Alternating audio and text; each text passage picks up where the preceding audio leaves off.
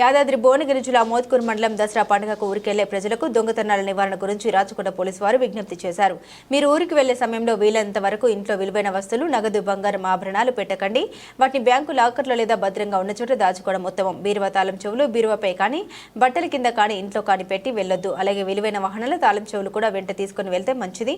ఇంటి ముందు తలుపులకు centre lock వేసి బయట గొల్లెం పెట్టకండి. ఇండ్లకు నాసిరకం తాళాలు వాడొద్దు. తాళం కనబడకుండా కవర్ చేయాలి. ఇంటి తలుపుల ముందు చెప్పులు ఉంచండి. బయట గేట్ లోపల నుండి తాళం వేయండి. ఇంట్లో ముందు గదిలో లైట్ వేసి ఉంచండి. పేపర్ బాయ్ పాలు వేసే వాళ్లకు రావద్దని చెప్పండి. మీరు ఊరికి వెళ్లేటప్పుడు మీకు నమ్మకమైన వారికి అలాగే స్థానిక పోలీస్ స్టేషన్లో సమాచారం ఇవ్వండి. ఊరికి వెళ్లిన తర్వాత కూడా ఇంటి పక్కన వారికి ఫోన్ చేసి వివరాలు తెలుసుకుంటూ ఉండాలి. మీరు బస్సు లేదా రైలు ప్రయాణ సమయంలో అపరిచిత వ్యక్తులు ఇచ్చిన తిండి బండారాలు తీసుకోకూడదు.